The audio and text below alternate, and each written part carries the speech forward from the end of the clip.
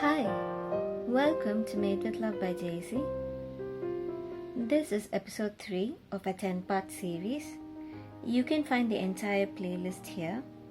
I will also leave the link in the description box. In this video, I will be showing you how to use a piece of scrap yarn as a marker. In case you do not know the basic stitches, please head over to my How to Crochet Beginners series. So here are the two pieces we worked in our previous video. This is the one with the stacked increases, and here is the one with the staggered increases.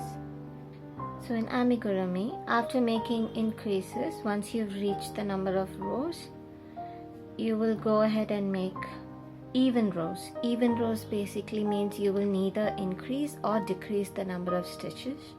You just keep making one stitch in each stitch. So while doing even rows or even increases and decreases, as a matter of fact, I love using a piece of scrap yarn in a contrasting color as a running stitch marker. I love using this because not only does it mark the row beginning and end, but you can also use it to count the number of rows. So I'm going to remove this marker to show you how to insert it and how to use it. So here I have my first 6 rows, which are increase rows, and I will be making 4 rows of even rows. You want to place this piece of thread, scrap yarn, between the working yarn and the hook. So you have the working yarn here and the hook here, and you want to make sure that this contrasting piece of thread is between both of that. Hold it in place and make a single crochet. So that single crochet has now trapped that thread in place. For the rest of the row, I'm only going to be making even stitches. So I'm going to make one single crochet in each stitch, and I will meet you at the end of this row. So I've finished the first row of even stitches. So while making the next row, what I'm going to do is I'm going to adjust this scrap yarn, just pull it forward, just leaving a small tail behind so that it doesn't slip outside. And now making sure my working yarn is here and my hook is here, take the scrap yarn and put it back. So when you're putting it back, you want to make sure it's between the working yarn and the hook, like this. And now when you make your second stitch, the first stitch in the second row, that will trap that scrap yarn like this.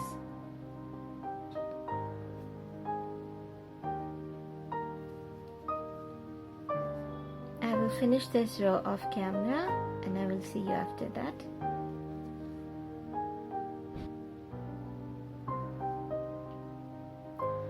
So I finished the second row of even stitches, and now my stitch marker, my scrap yarn, is at the back.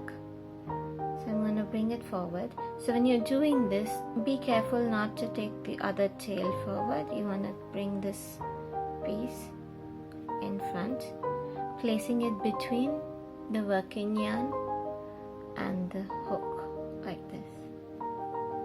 You can see already that after having worked 2 rows of even stitches, this work is already beginning to cup on itself. So the sides are beginning to bend like this. So when you're making increases, it will spread out horizontally, and once you start making even rows, it will start growing in this direction. So my scrap yarn is behind, so I'm going to bring it forward and place it between the working yarn and the hook. So regardless of where your scrap yarn is, if your yarn is at the back, so you will bring it forward, placing it between the working yarn and the hook. If it is forward, you will take it back, placing it between the working yarn and the hook.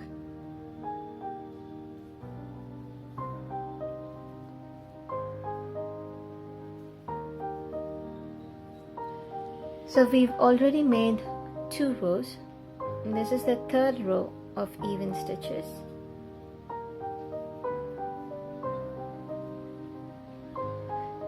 So first the yarn comes out, and then it goes in, and then comes out again. So we've just started the 3rd row.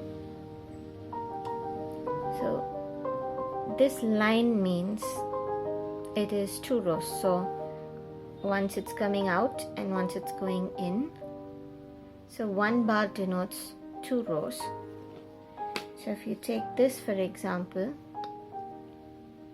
by counting the number of bars,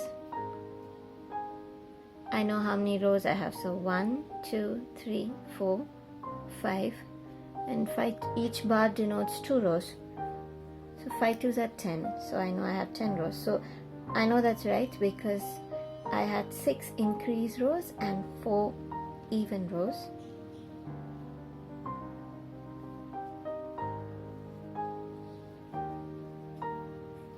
So I'm going to go ahead and finish this line off camera. So I'm going to go ahead and finish this row off camera, and I will meet you at the end of this row.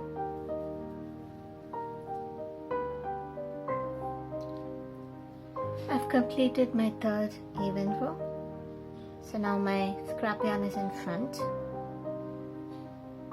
and I'm going to take it behind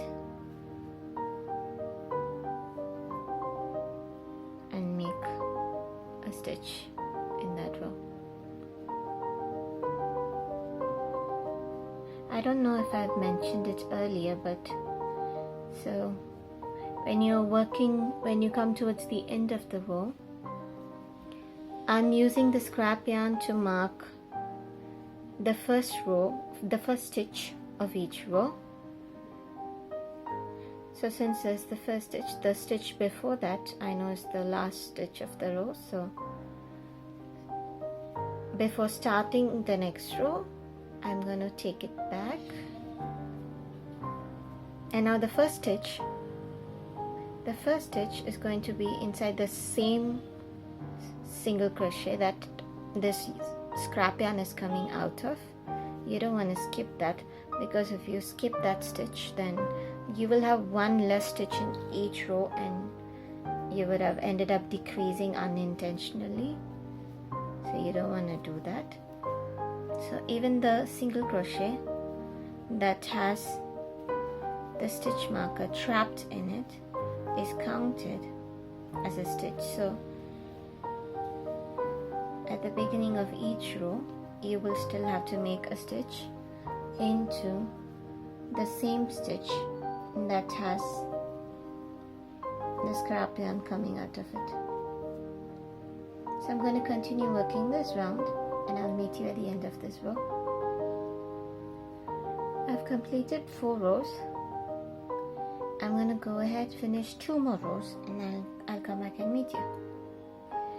So I've completed 6 rows, which is why I have 3 bars over here. So 3 into 2 is 6. At the end of 6 rows, it looks like half a ball right now. I'm happy with how it looks.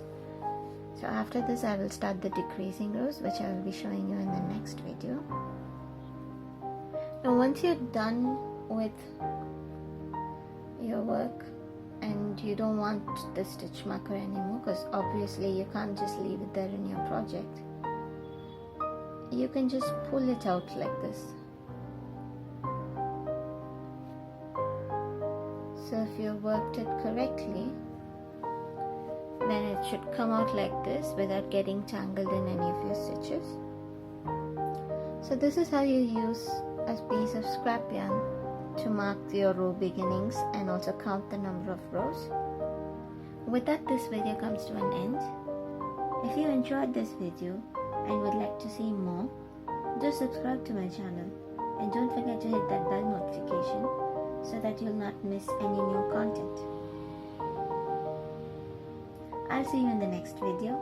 Until then, happy hooking!